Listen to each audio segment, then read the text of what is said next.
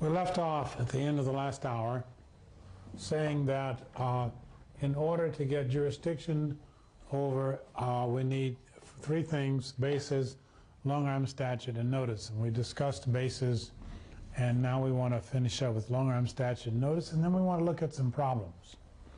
The long-arm statute is the statute or a constitutional provision in a state giving the state courts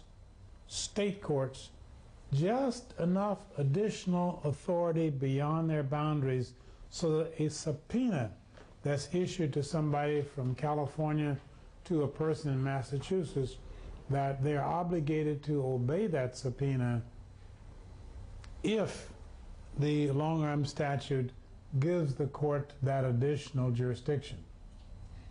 When does the long-arm statute give the court that additional jurisdiction? Answer: two types of long-arm statutes. One type is a type that is coextensive with the U.S. Constitution.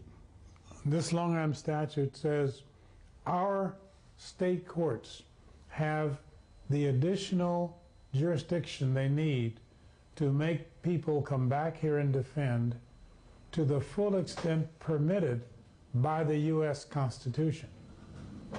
What that means, in effect, is that if the defendant has enough contacts with the state, with the forum state, if the defendant has enough contacts with the forum state so that you could make them come back here and defend, then they have enough contacts so that the subpoena, it works. Now,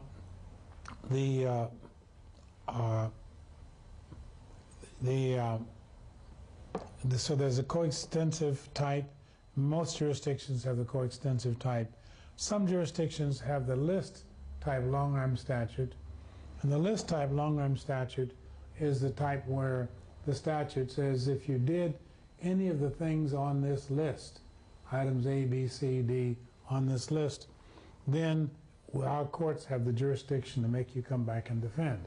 But if you do it with a list type long-arm statute, obviously everything on the list is subject to whether or not it violates the Constitution. So most jurisdictions don't even make a list anymore. They just say our courts can reach as far as the Constitution permits. That's the long-arm statute. And finally, notice. Notice is not generally tested on the bar. It never has been. Obviously, the defendant, there are various ways to get notice to the defendant: substituted service, personal service, and so forth. But that's not been tested. And I will talk about this a little bit when we talk about the California rules. So we have then a full understanding of what it takes to get jurisdiction. We need basis, long-arm statute, notice. Basis can be traditional or modern. If it's traditional, here are the ways in which it can be. If it's using modern basis, two categories: systematic and continuous, which will get your general jurisdiction, or minimum contacts for these four. Now, what we would like to do is to apply some of this to a real problem. So what I'm going to do now is to move this over and pick up a section of the board that we can write on.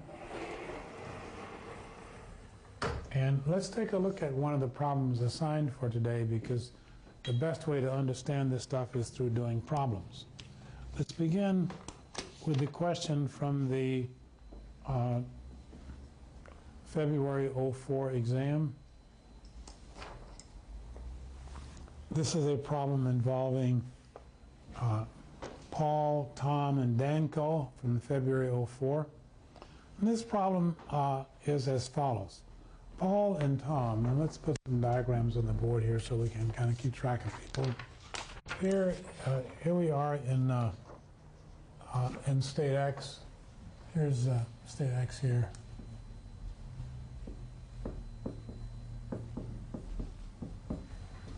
State X. And Paul and Tom had a car accident. Those are funny looking cars. And Paul's in one of them, and Tom's in the other.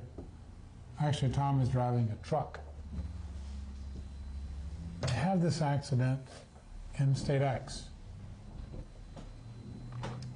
The facts also tell us that state Y and Z are nearby. And state Y, over here, is state Z.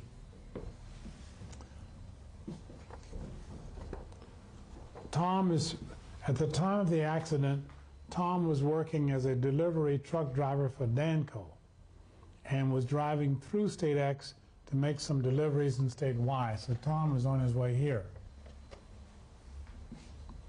Danco is incorporated in state Y, so Danco is here.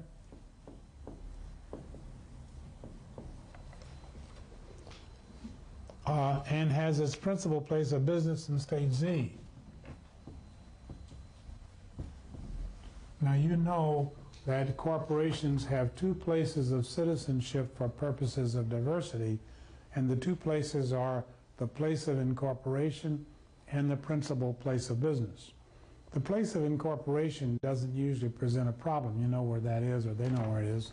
The principal place of business, of course, the boundary is a little bit fuzzy, and what you need to know is that if the principal place of business can be either where the major manufacturing facility is, such as Detroit, if you're talking about cars, for example, or the principal place of business can be where the corporate headquarters are.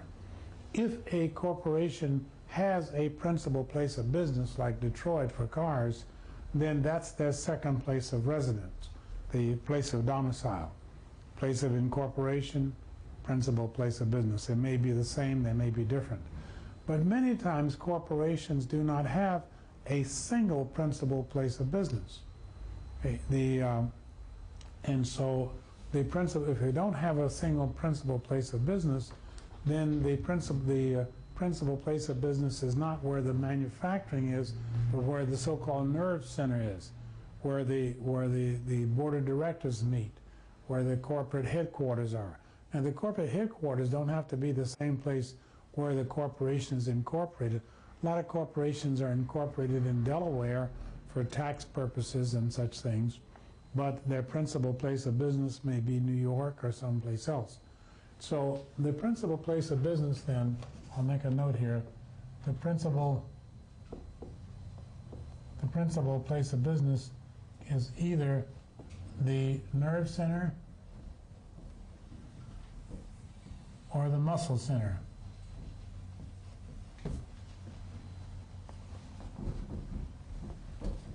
The muscle center, and then these people here, they're incorporated here.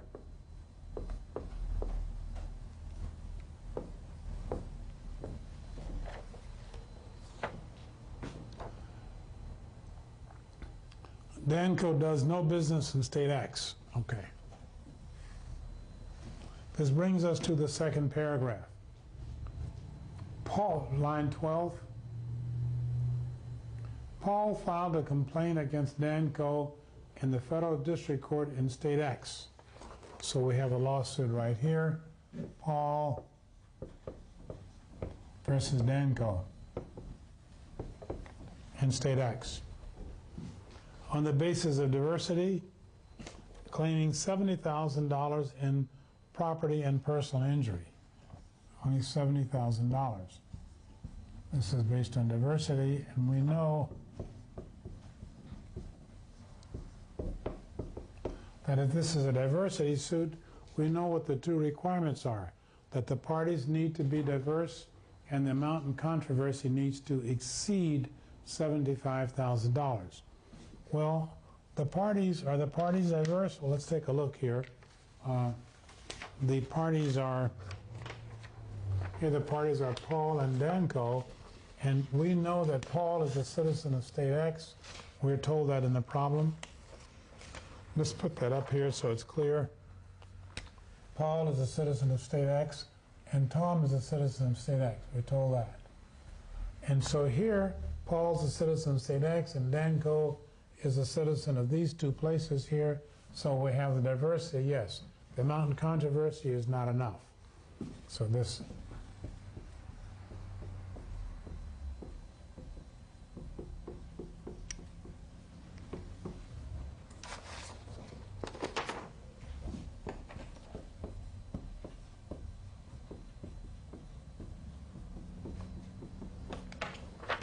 Continuing. Line 13.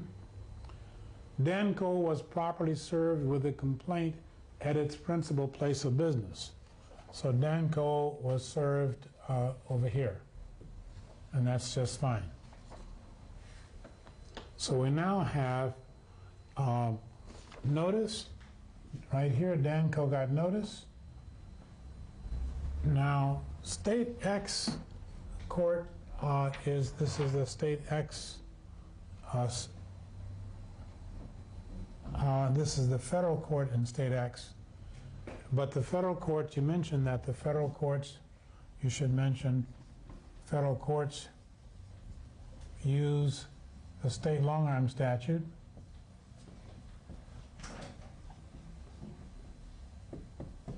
And you'll do better if you don't just kind of say that the federal courts use the state long-arm statute. You explain why.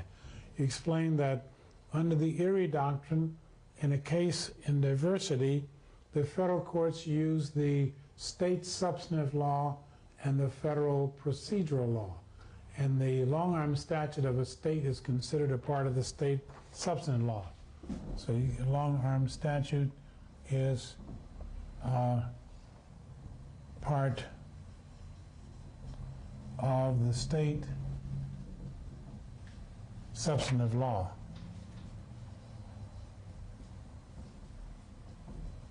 Not procedural.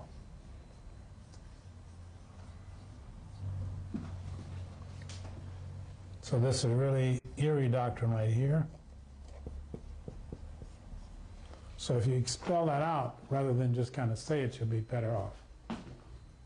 So the place that we are now then is that we are at the end of line 14. Danco was served with a complaint at its principal place of business. So we now have notice. Danco has notice. We don't know yet if State X has a long-arm statute. We have to look at Danco's contacts with State X to see if they are sufficient. We know Danco, his principal place of business is here. They apparently was sending something through State X over to State Y, and so the question then becomes, does Danco have enough contact with State X, so that you can exercise jurisdiction over Danco in State X. Obviously, Danco is not incorporated here, incorporated in State Y.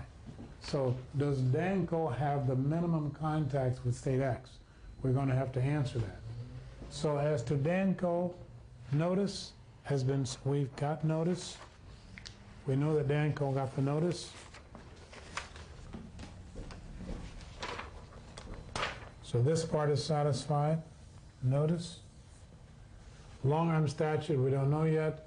And the basis, it's going to have to be this minimum contacts here. Does Danco have minimum contacts? Let's keep going. This brings us to line 16. So let's hold up for a second. It's clear to you that the court does not have subject matter jurisdiction because they don't have the amount in controversy. They have the diversity of citizenship, but not the amount in controversy. And then secondly, we're going to have a personal jurisdiction issue. Let me be sure this is clear. Let's draw this back here for a second.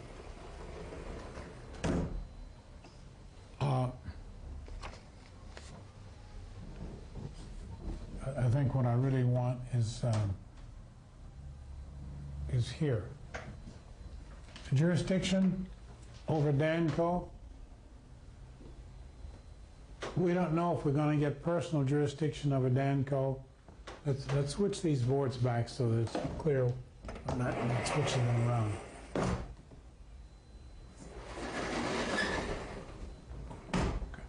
Jurisdiction over Danco. Personal jurisdiction over Danco, we're going to use a minimum contacts. For personal jurisdiction over Danco, we're going to need these three things: basis, long-arm statute, and notice. For subject matter jurisdiction, we don't have federal question. We're going to need the amount in controversy. We already know that this is going to be too small.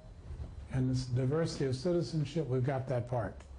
So this is okay, and this we know this is going to be a problem, and personal jurisdiction is still going to be a problem. So let's continue our analysis.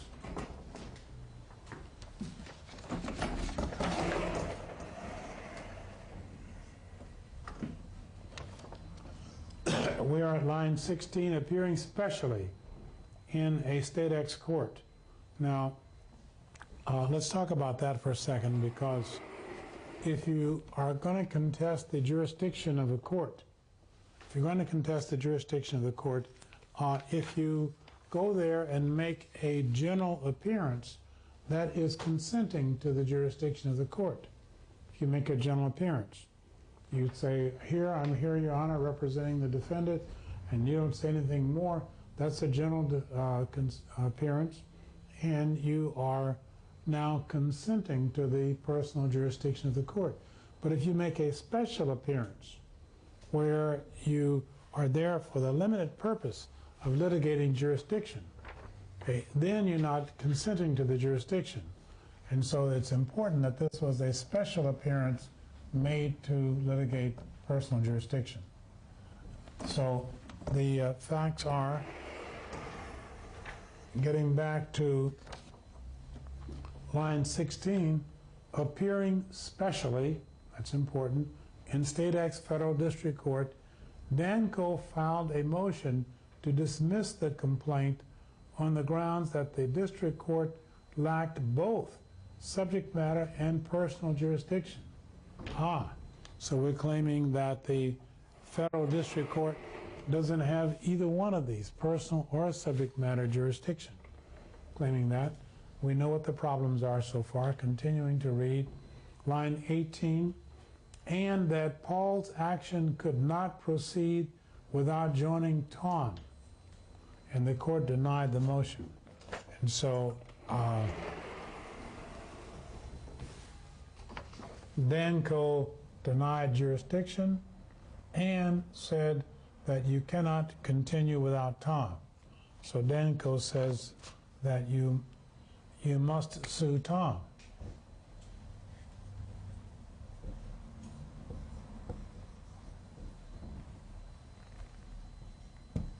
So Danko is demanding that Tom be added to the lawsuit.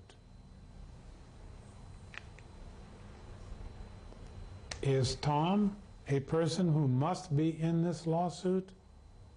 That's what Danko is claiming.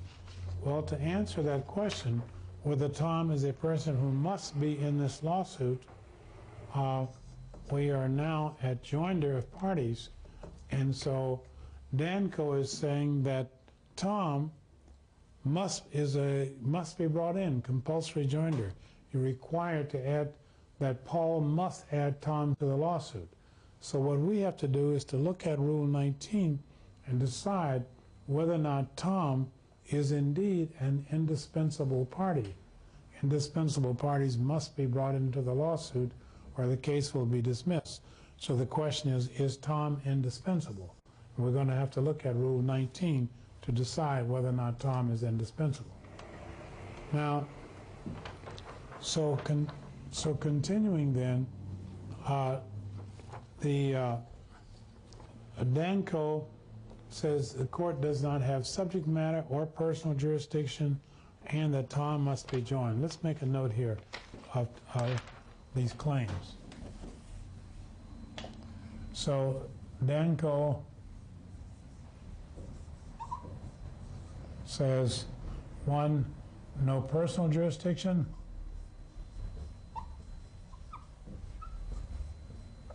Danko is saying no subject matter jurisdiction, and is saying that Tom is indispensable.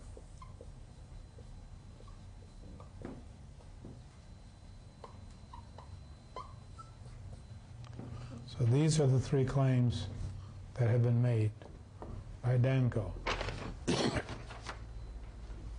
Line 21.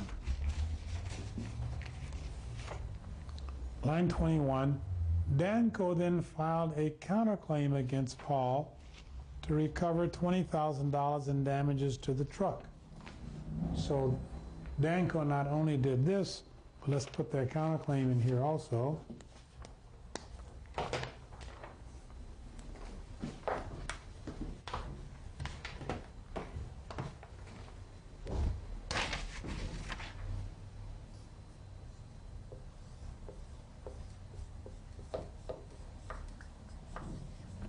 They made a counterclaim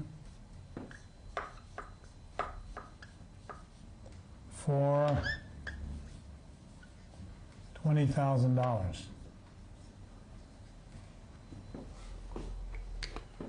So these are the four things that Dan did, these four right here. Continuing, line 22.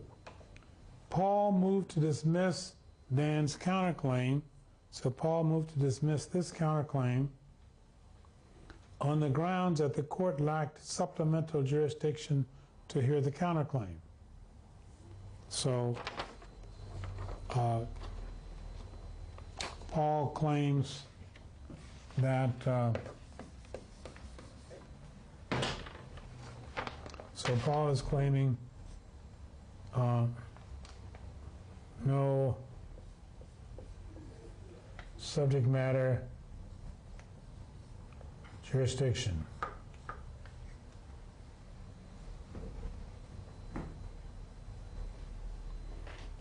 So Danco made this counterclaim, and then Paul, I'll put it here, Paul says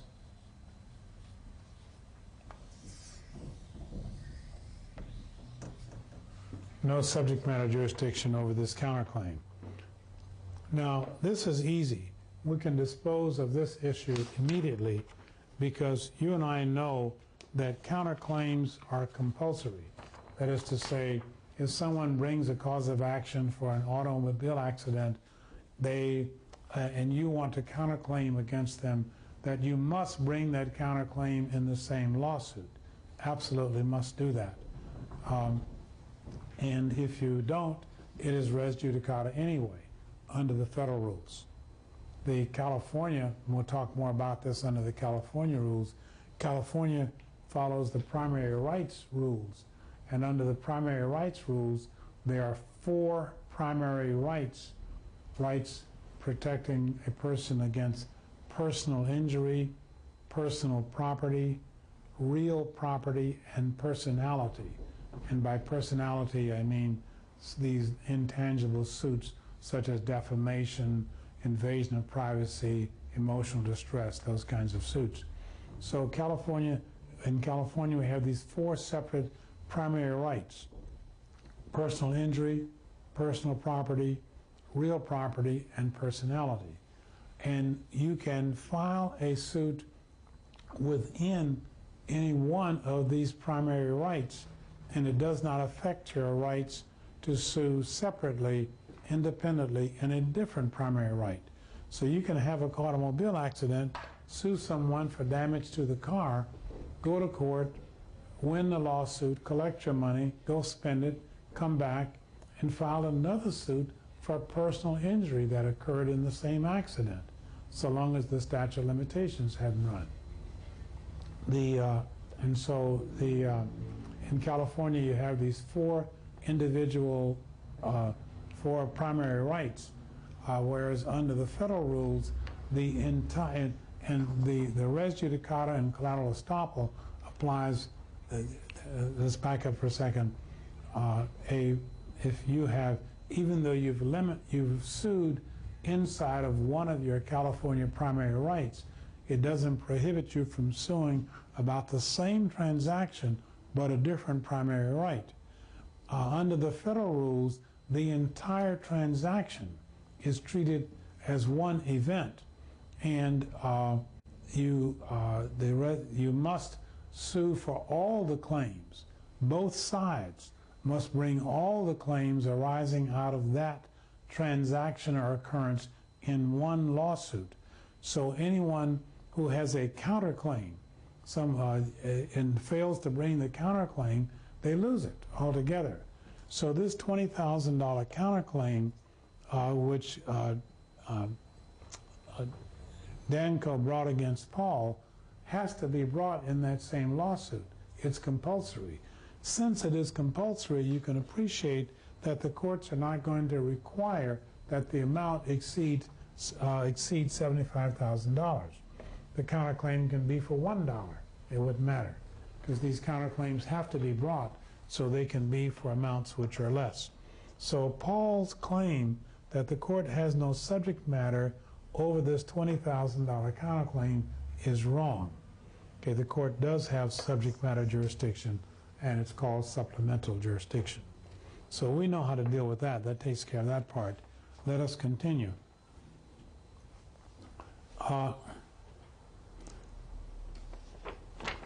Line 26, State X law provides that its courts may exercise jurisdiction over non-residents on any basis not inconsistent with the United States Constitution. So we do have a long-arm statute, and there it is. We have a long-arm statute, and we have notice. So as to jurisdiction over Paul sues Danco, and Danco says, you have no jurisdiction over me. When Danco says you have no jurisdiction, right here, Danco says you have no personal jurisdiction, you have no subject matter jurisdiction, and Tom is indispensable. And the counterclaim is okay.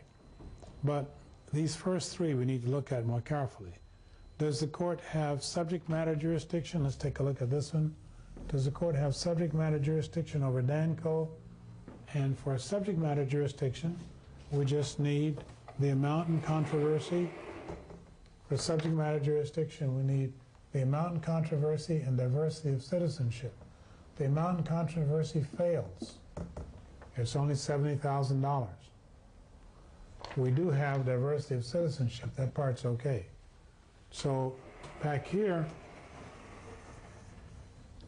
the subject matter jurisdiction, the court does not have subject matter jurisdiction because the amount's too small.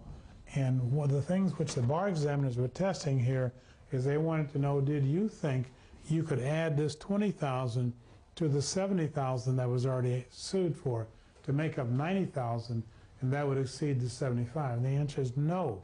You cannot add the amount of the counterclaim to the claim to get above $75,000. So the court has no subject matter jurisdiction because it's only $70,000. Here's your $70,000 claim right here, and that's the problem, no subject matter. Next, we have two more issues to deal with. Does the court have personal jurisdiction over Danco, and is Tom an indispensable party? Let's look at the personal jurisdiction over Danco.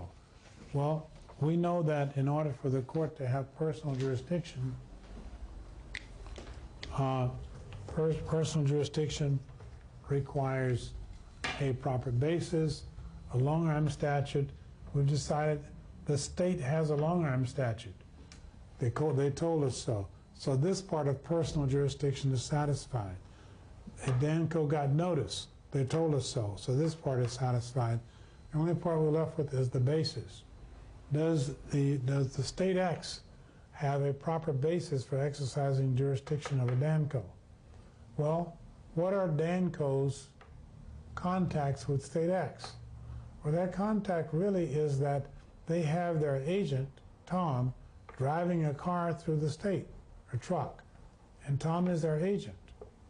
If Danco had been personally, if Danco were an individual, and the individual was driving their car in state X, that's enough contacts for the individual. If Danco were an individual, that's enough contacts for state X to exercise personal jurisdiction over the individual, because they'd meet the minimum contacts requirements. And we'll go through that in just a minute. Here, Danco is not an individual, it's a corporation, but its agent, Tom, is driving through the state. And therefore, since Danco sent its agent through the state, if the agent is making use, purposely availing itself, and so forth, then that's enough to satisfy personal jurisdiction of a Danco. Let's go through that in detail. The basis.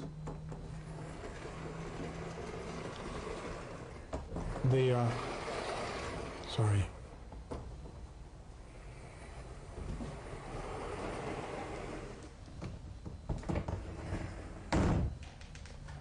Danco. Does Danco have the proper contacts with State X so that State X can exercise jurisdiction over them? You would write that Danco does not have any of the traditional contacts with State X. Martinly, does Danco have systematic and continuous activities in State X? Well, you know, it may actually have. You don't really have the facts. But you recall in this problem that State Z, it looks like State Z and State X are on opposite, looks like State X, I think, is in the middle between Z and Y. I'm not absolutely sure of that. But if that's true, maybe Danco sends trucks through State X all the time. And if Danco sends trucks through State X all the time, you might have facilities or personnel who are systematically in the state. So the actual facts might give you that, but you don't really have the rest of the facts.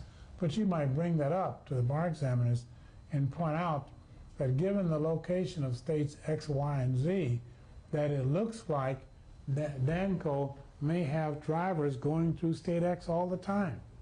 And if they do, we may have Danco may have systematic and continuous contacts with State X. However, you go on and point out you cannot use that in this problem because you don't know that those are facts. However, can the federal court in State X get personal jurisdiction over Danco based on the minimum contacts theory? And the answer is, well, let's go through it. Did Danco purposely avail itself of the benefits of State X? The answer is clearly yes here. This is clearly a yes in our problem. This part is I'll just put it here, a yes. Did the cause of action arise out of the purposeful availment? The answer is yes. Is it foreseeable that if you send your driver through State X, you may have to go to State X and defend? Of course it is. That's a yes. Is it fair play and substantial justice to make Danco defend in State X? And the answer is the answer is yes. There's nothing that makes the location of the evidence about the accident is in State X. Medical bills, car repairs, and so forth, or all those people are there in State X. If an ambulance came out to the scene, they're in State X. It's obviously the most convenient place to do the litigation, at least for Paul. Paul is the plaintiff, and for Danco, it looks like Danco uses State X all the time, so it's not all that inconvenient for Danco to litigate in State X. And finally, the state's interest. Well, in any kind of a lawsuit by a plaintiff of a state, the state has an interest in providing a forum for its own citizens. But there's nothing special about the state interest in this case, like in the case of an insurance company or something of that sort. So the state just has the ordinary interest, no special interest. But obviously, State X is a convenient place. The evidence is all there. It is fair. There's nothing unfair about litigating in State X. So what we have then for personal jurisdiction of a Danco is we have a proper basis based on the Martin basis of minimum contacts, because we got all four of these. So we'll just put a yes right here. And that gives us the answer to the question of does the court have personal jurisdiction? So looking at our problem,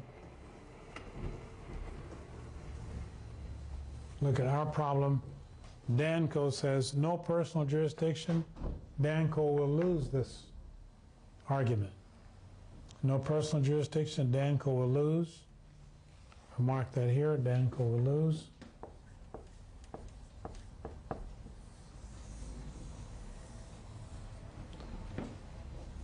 No subject matter jurisdiction, Danco will win because it's only $70,000. And the counterclaim for $20,000, yes, Danco can make the counterclaim. Paul says that the court lacks subject matter jurisdiction. Our answer to these counterclaims are compulsory, and the amount in controversy does not matter. Courts take supplemental jurisdiction. And the final question we have left here is Tom an indispensable party? This means that right here, Danco is saying, Paul, you got to sue Tom. Tom is an indispensable party. So to answer that question, we need to take a look at Rule 19 and see when are you compelled or required to add someone to the lawsuit. You recall that back here, when we were talking about jurisdiction, personal jurisdiction takes all of this stuff over here. Subject matter jurisdiction has this stuff. In our case, the amount in controversy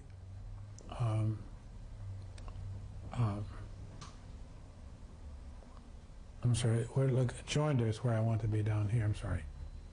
The question is Tom a person who under Rule 19 must be joined? Is Paul a person who must be joined in the lawsuit? Otherwise, I'm saying this wrong, I apologize. Is Paul has sued Danco. Paul has sued Danco, and Danco is saying to Paul, you must join Tom. And so our question here is Tom an indispensable party? Is Tom a person who fits right here so that Tom must be joined?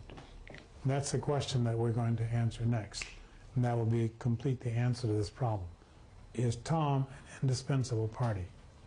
Well, to answer that question, whether or not Tom is an indispensable party, we need to turn to Rule 19, take a look at what it says, and make our decision.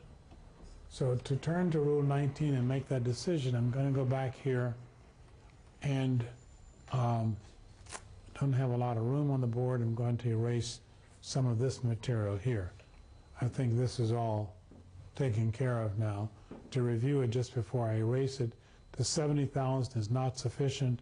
Therefore, the court has no subject matter jurisdiction. The diversity is satisfied because Danco is from state Z and Danco is from state Y and Paul is from state X. The federal courts use, we need a long-arm statute. Here's a long-arm statute. The state does have a long-arm statute, but Paul is suing in federal court.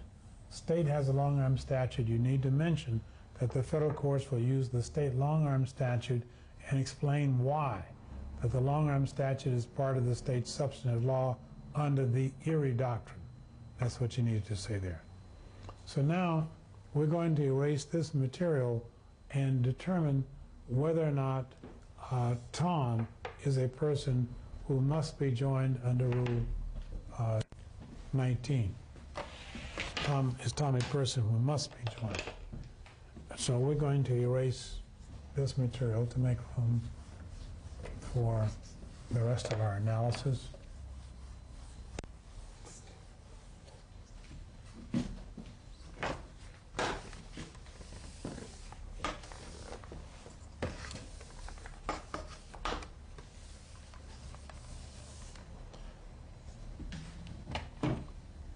So the question now is Tom Indispensable.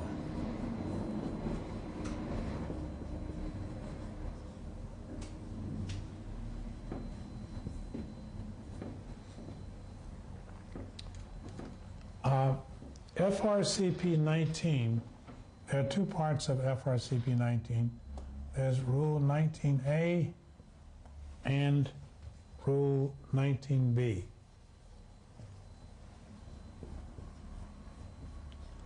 And we also are going to talk about the Impleader rules, so we might as well put it down here now. The Impleader rules are at FRCP 14. So let's talk about Impleader first, and then let's talk about the compulsory joinder rules.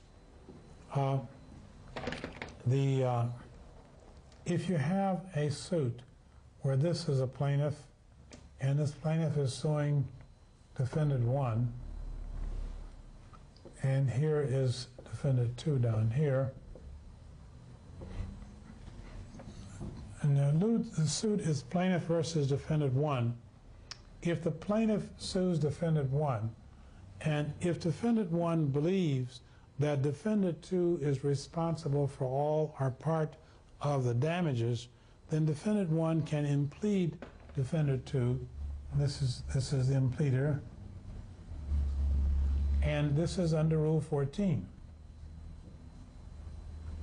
What Rule 14 says is that if I am the retailer of motorcycles, and I believe, and someone is suing me because they say my motorcycle that I sold them was defective, and they were injured, and they sue me, the retailer, well, I may very well feel that if the motorcycle was defective, I got it from you, the manufacturer, and if it's defective, you did it.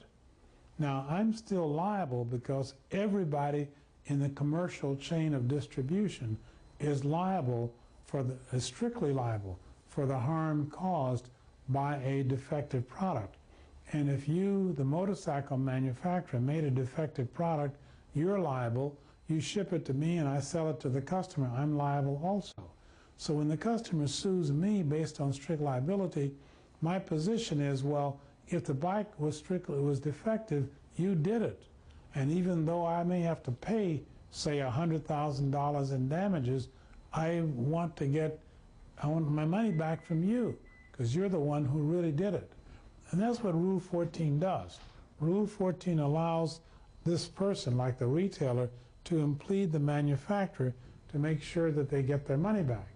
And before, if you didn't have a Rule 14, what would happen is that the plaintiff would sue the retailer would pay out the $100,000, let's say, in damages.